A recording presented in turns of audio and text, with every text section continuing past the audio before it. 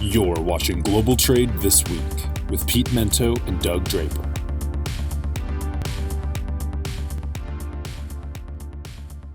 Hello, everyone, and welcome back to Global Trade This Week. I am Pete Mento, and with me, as always, is my co-host and friend, Doug Draper. Doug, how are you?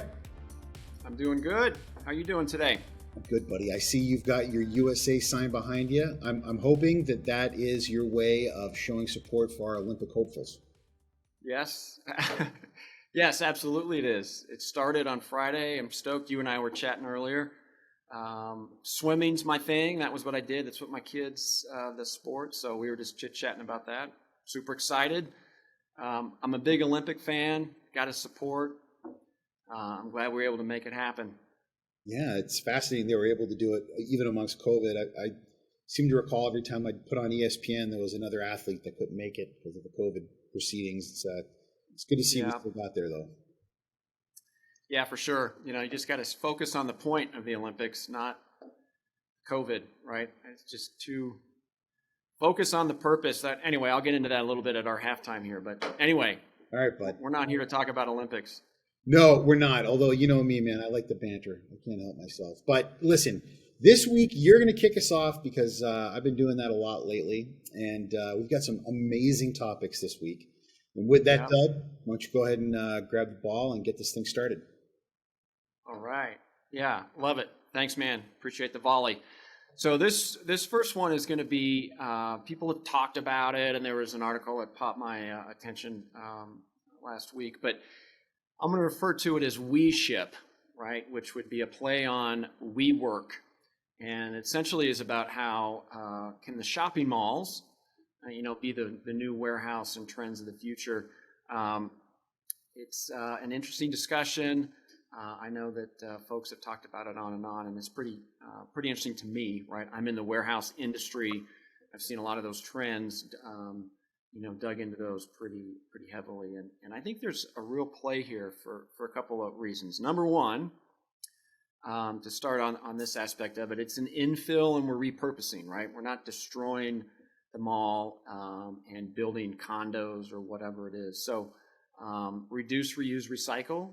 It may not be the most important thing related to it, but it is part of it. It's a good sell. I think that's important.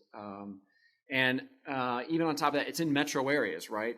Yes, malls are in the peripheral and the suburbs, but there are malls that are more centrally focused. So the idea of getting the e-commerce and the warehouse closer to the consumer because they're demanding, quick turnaround, and I want my stuff same day, 4 hours, a whole 9 yards. So I think there's some value in there. It can also help with kind of the concept of pop-up warehouses across the country. So if you wanted to have a targeted marketing campaign into a specific region like Boston or something like that, hey, let's pop up into the mall that's now been repurposed into an e-commerce warehouse hub. Let's rock and roll. Let's promote our products, develop some sales, push into that demographic. And then when we're done, we pull out. We don't have to have this big, expansive setup. Kind of one of the final pieces is it brings community. I mean, that's the whole purpose with co-working and sharing environments, and certainly what WeWork preaches. But, you can have shared resources and have a commonality, and you can have kind of the perks of the big boy warehouses, but it's on demand. So what I mean by that is, hey, you may need a forklift to do some work. You may need some special boxes and corrugate. So maybe the easiest thing to think about, excuse me, Pete, is the break room, the lunch room of a traditional co-working. You got the beer and the sandwiches, and everything is, quote unquote, all inclusive. So think about all the peripheral things that you may need once or twice in a week or a month that is needed for your warehouse and e-commerce operations. So you can cooperatively use those type of services. And if you don't know how to run a forklift, there'll be a guy on site as the quote unquote property manager that could help you out. And then this is one thing I was thinking about when I was putting this together, Pete, is that there's cross-selling opportunities with the habitants and the cohabitants of this repurposed mall. And what I mean by that, and being out here in Colorado, I can give you a perspective. If we're both in the outdoor retail industry and you're selling a jacket and I'm selling skis, and you're in booth 5 and I'm in booth 6 in this repurposed warehouse in a mall, maybe we get to know each other in the break room and we talk about a co-branding type of service play and marketing campaign where they could buy both of our things and get a discount, or I'm going to throw in a gift card or something.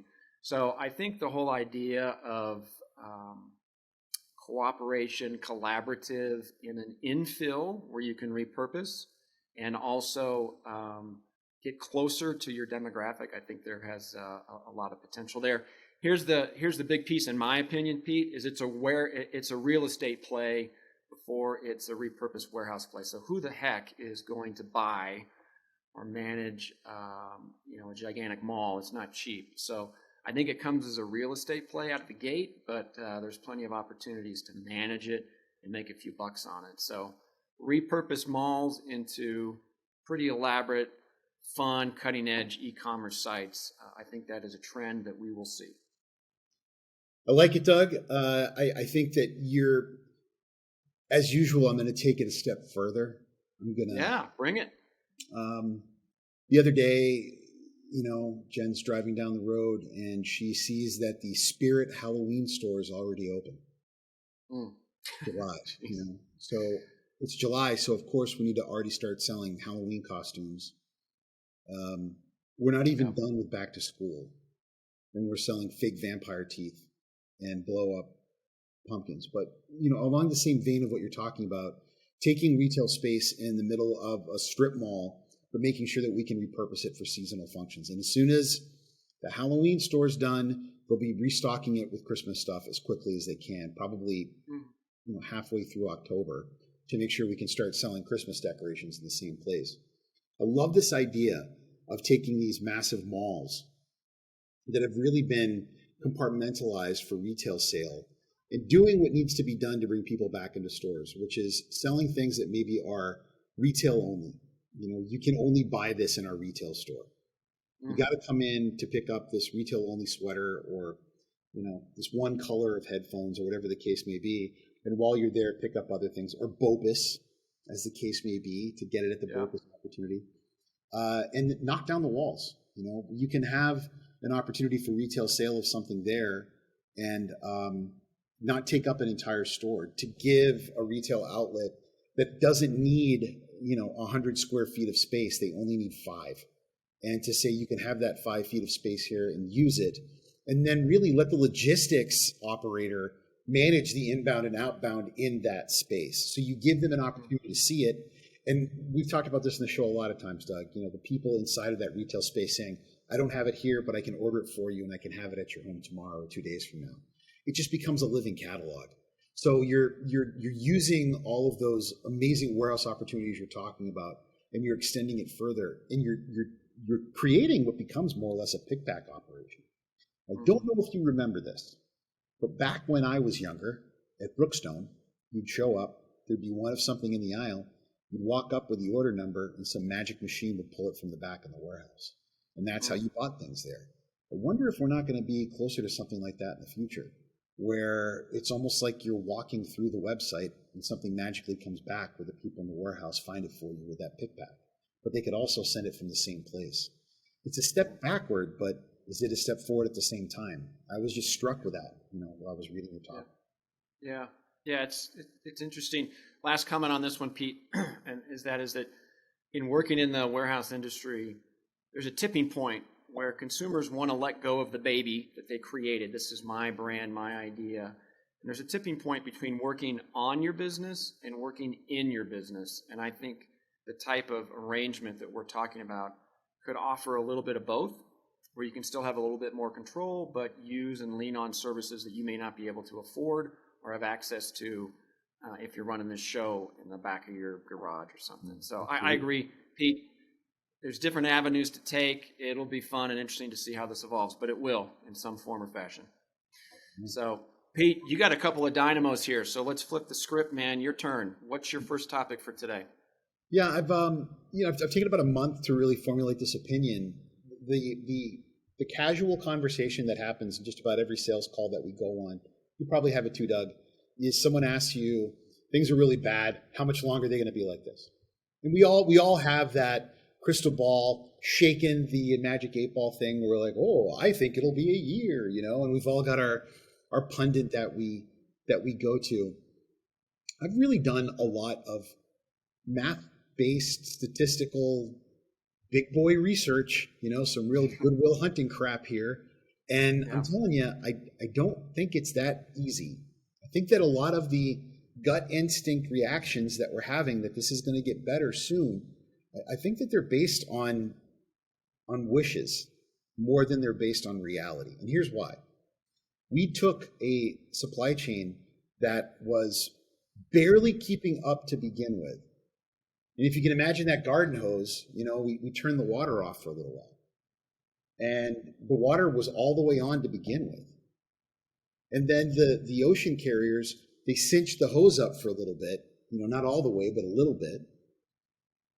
They constrained volume. They raised prices. And then the whole world decided they wanted more crap. The U.S. first. And now, Europe wants more crap too. So we have this deluge of more water that wants to come through, but the infrastructure wasn't ready for it. We're acting like it's all going to get better eventually. But what I'm contending is the infrastructure for this volume wasn't good to begin with. Our infrastructure and our ability to deal with capacity wasn't great to start with. We were barely hanging on to begin with. And now we're expecting that this is going to suddenly get better? That now that we have a capacity crunch that's based on increased need to restock, deal with the roaring 20s, as you so aptly put it, deal with the need for American consumers mostly. We haven't even really tapped what's going on in Asia, tapped what's going on in Western Europe. We have reduced capacity. People are trying to bring in new tonnage for vessels. And it's just going to get better. I don't think it will, Doug. I think that, the Humpty Dumpty hypothesis here, that all the king's horses and all the king's men aren't going to put the supply chain back together again, isn't quite as ridiculous as it sounds. I don't think we're talking about a 12-month recovery to this supply chain. I think we're going to be feeling the pains of this for maybe 24 months, maybe even longer. And I think it's going to be a long time before we start to see the capacity crunch end. Add to that the fact that now we've got, the addition of even more travel restrictions. That's going to have capacity crunches on ocean, man. So I think we're looking at with rose-colored glasses through a rose-colored pane in the glass with a rose-colored telescope, thinking that the future is going to be brighter in 12 to 18 months. I think it's going to be a lot longer, bud. Mm-hmm. Yeah, and we both of us have talked about this in the past, and trying to compare this to a traditional peak season it's not realistic. It's a whole new ball game, the new normal, blah blah blah, all that time, same type of stuff. But I am with you 100%. This isn't going away anytime soon. The bright side, if there is one under this, is I think, will this pain trump labor to bring more manufacturing back to the U.S., right? I don't want that to be a soundbite, but there will be certain commodities at certain price points where people will say, forget this. I can't have my money tied up on the water for so long and stuck in this connector warehouse and all this kind of stuff. So I think that, things don't turn on a dime in the supply chain and the manufacturing world, but I think this may be a catalyst to bring more manufacturing back to USMCA countries or US or whatever, because you can only chase labor so long, and that's what would be done. And we put up with the strain during peak seasons, but there is no more peak season, as aptly many people have said. So 100% with you, Pete. Well, that brings us to halftime, Doug, and I know you've got some insights today, buddy. Oh, well, it was just the Olympics. I'm a big Olympic junkie, right? I love it. USA. As you can see, Troy, totally excited about the Olympics as well. Fencing, as crazy as it sounds, that's his favorite. I don't know how that came to be, but he's into the fencing. But Olympics focus on the human spirit, the power of sport, bringing people together. I mean, it's cool, and we need that right now. Cuddle up with the chair and with a good drink or something. Let's watch some Olympics, man. I'm stoked about it. And for me, Doug, I like watching America crush everybody else, man. It's always just USA against everybody. I'm patriotic to a fault. I'm the ugly American. I can't help it. I just like watching us win. Yeah. I'm too tribal that way. But I agree. I love the Olympics. I particularly like watching little countries overcome. I like watching countries that haven't won a medal in something win a medal in something. I get caught up in the emotional stories of someone working really, really hard and, achieving their dream. And I'm like anybody else, when I see the parents up in the stands, watching their kid win something, that gets to me too. Being a parent, I can't imagine. I think if there was an Olympic medal for sleeping, my daughter would be a shoo-in to medal. But yeah, it blows me away. And as a lifelong rugby player and as someone who loves USA Rugby, I was very proud of them winning their 2 games. I think that the dream may stop after that, but just being able to see us compete well on a national stage made me very proud today. So go Eagles. Let's see if they can. Nice. Hey, is it a rugby game or a rugby match? It's a match played on a pitch. Okay. Yeah, played on a pitch by a side. Don't get me started. But yeah, they beat Ireland today, which is not something anybody was expecting to happen. But it's 7s, not 15s, and it's a smaller group of guys playing. And another thing, everybody, if you're not watching our women's side, our national women's side play, they are very, very good. And you should absolutely, whenever you get a chance, get out there and support them as well. It's not just our women that play soccer quite well. They're very, very good at rugby. So go ahead and catch them play a match as well. Their side's incredible. All right, Doug, so that's it for our halftime for Cap Logistics here on Global Trade this week. And that means it's time for your second topic, pal, so go ahead and give it to me. Yeah. This one's a little out there, but that's part of what we do here, Pete. We could talk basic blocking and tackling, but we kind of think outside of the box. So this one's pretty far out of the box, right? And I don't know how this is going to go over on your end, but airships. Can airships be a viable transportation solution to fix some of our problems? Yes, I'm talking about blimps, if you will. I don't know the right terminology. Well, the right terminology is an airship. So I'm just trying to provide dirigible. Doug. What's that? Dirigible. Yeah, dirigible. Nice. I don't even know what that means. Airship. Oh, okay. Cool. I'll stick with airship. My Kansas background, that's about all I can spew out. But the University of Manitoba, there's been a lot of research up there, and they've been a leading advocate. And a lot of it has to do with getting transportation to remote areas within Canada is kind of their big pitch. It seems pretty interesting. Ice road truckers, I think that's a show everybody has seen, and they're talking about the roads not freezing enough in the future where not be viable. So, an airship to deliver things on massive scales, I don't know about that, but, could it be a good application for remote areas? Maybe need some economic development applications and get it out there. So I don't know. When I was watching this, I want to be a believer, but I initially said maybe this is a bad idea. And by bad idea, I mean big-ass drone. And you know how I feel about drones. I do. So maybe a blimp going over the middle of nowhere to drop off some supplies to some guys that are out in a hunting expedition, possibly. Getting medicine and supplies to somebody that's in desperate need, absolutely. But I think any type of conveyance to fix problems is not realistic. And as I was doing some research on this one, I think some technology that we have, meaning let's just fly an airplane and drop some stuff out of the back and make sure that the container that those items are in that are needed can handle some sort of fall and drop from a plane. I just think that airship sounds cool. The infrastructure to build it, manage it, land it, I think that is not realistic. And then I pretty much went down to Pete, it's a bad idea. It's just a big-ass drone. I'm not sure I'm a big fan. What's your take? You hate drones. Doug, sometimes you go to a dinner party and you come across a topic when you've had a couple cocktails that you bring up with someone, and you unfortunately stumble across something that person is very passionate about. And then you end up in a quagmire and quicksand in a conversation with that person, and you really wish you never brought it up. Doug, this is one of those topics. Yeah. I love blimps. And you can make all the fat jokes you want out there, Internet, okay? Yeah. I've lost 121 something pounds here. I'm not as much of a blimp as I used to be. I'm still puffy, but Doug, if it weren't for the Hindenburg, my friend, we would still have dirigibles flying all over the place. I have a friend named Dirk Stamnitz. I believe he is with, He's with another freight forwarder now, but at one point in the 90s, he was working with a startup that was actually trying to move cargo with them again. And every couple of years, we have this thing happen up again. Right now, where airships are actually making a comeback is moving oversized goods like houses, large pieces of project cargo. And the reason is they don't need roads, they don't need airports, and they can move it from a staging area to another place rather inexpensive. And now because of drone technology, they can actually be moved from place to place rather inexpensively and low carbon. They can move with electricity rather than...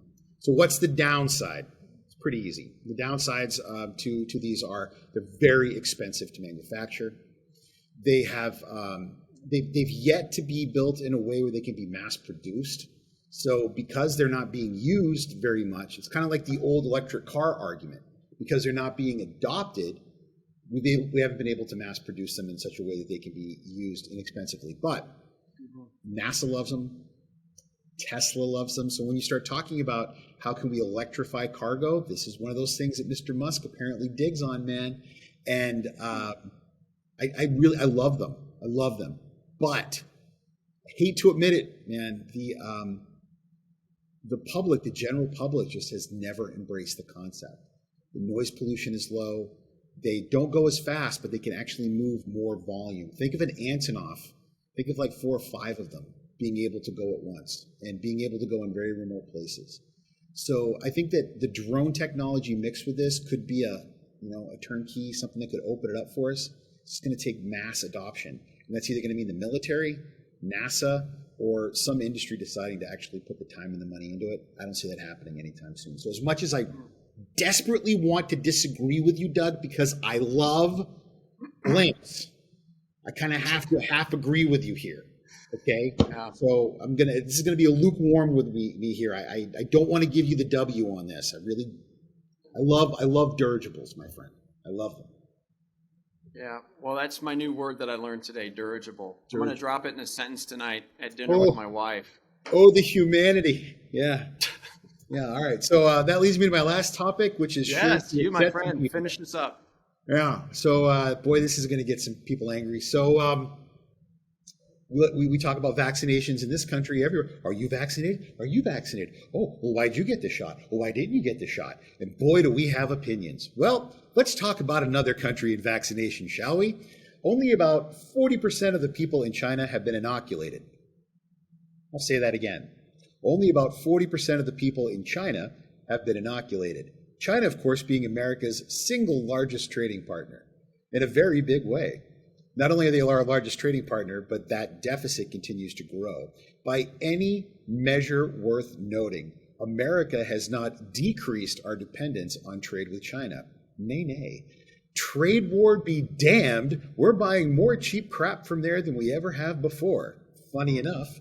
And even now that we're in a trade war with them coming out of a pandemic, we're buying more inexpensive consumable junk than we ever have before, cramming them into containers that we can barely find and bring them to our shore as quickly as possible. Made by people who, I will say again, 60% of which are not inoculated against COVID-19. Why is that important? Just yesterday, we've locked down another city. Xinjiang, I believe, is the correct pronunciation of the city. Very large eastern province, not far from Tibet, where we have an interesting particular industry, logistics. A lot of it for e-commerce, a lot of it for infrastructure logistics, as well as making rail cars, parts of aircraft. So it's a big service industry city. These keep popping up. If it's not a port that's being closed down because of COVID, it's part of manufacturing. What happens if we have a major outbreak in China of COVID? And now it's not just congestion in the supply chain. It's not just something wacky in the supply chain that has to do with COVID. What if the source of production for much of the world's consumerism has a major shutdown in a region of its country because of another significant COVID outbreak? What if this one happens for real because 60% of its population wasn't inoculated? No one's talking about that. We're all losing it over creating resilient supply chains, but we're not talking about one of the most uninoculated places in the world. Doug, I cannot believe that this is not on the front page of the Journal of Commerce every single day. 900 and something million people are not inoculated for COVID in China. Are you kidding me? I don't know what to, Pete, I don't know how to get over that enthusiasm or alarm that you are sending. And I would have to agree. You think 40%, all right, they're moving along, they're doing what they can, but 40% of a gigantic number is smaller than 60% of a gigantic number as far as the population goes. So two thoughts on that. One, it's a communist nation, so my take is, why don't they just mandate it, right? Isn't that the whole purpose of communism, is they can do what they want and force their citizens? So I think they could probably push the envelope a little bit better, and I think that they're not. This is kind of conspiracy theorist. But we talk about a trade war, right? We use the term war. And maybe China wants to have a little disruption always there, because if they have some disruption at the source of origin, going to their biggest trade country where there's technically a war going on, don't they have the upper hand? They can control some of the chaos and the issues going on related to that and the chaos. I can't think of the right word, but is that a good thing? And is it by design? I think there's probably a little bit of truth to both. I think they're having a hard enough time keeping 1.4 billion people fed. Getting a 1.4 billion people vaccinated is probably a very difficult thing to do.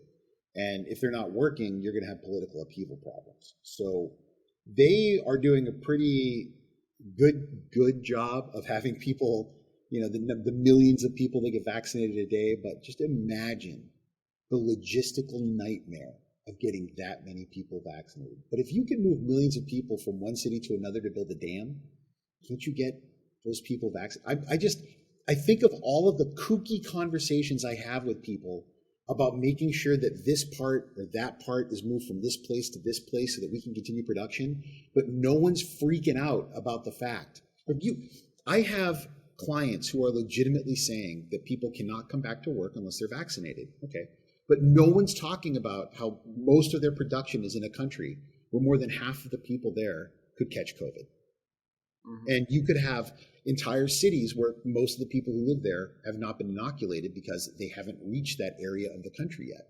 And let's be honest, man, more and more people are going deeper and deeper into China for inexpensive labor. This is, if we look back 6 months from now and we have to pin this episode because some big part of China got shut down, and we now have a major, it's going to be different than when we called the shutdown of an economy because of COVID, almost 2 years ago.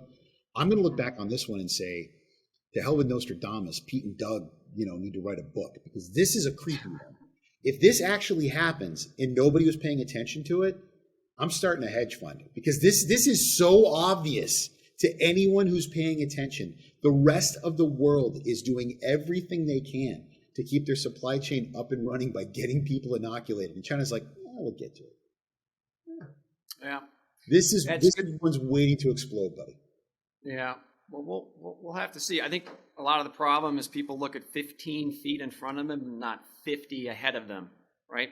Just looking at the here and the now. But Pete, I have to admit, I had not thought of that as perspective. I was thinking 40%. That's pretty damn big number. But if you flip it the other way, it's a bigger number. So we will have to keep an eye on that. And like you said, pin this episode if needed.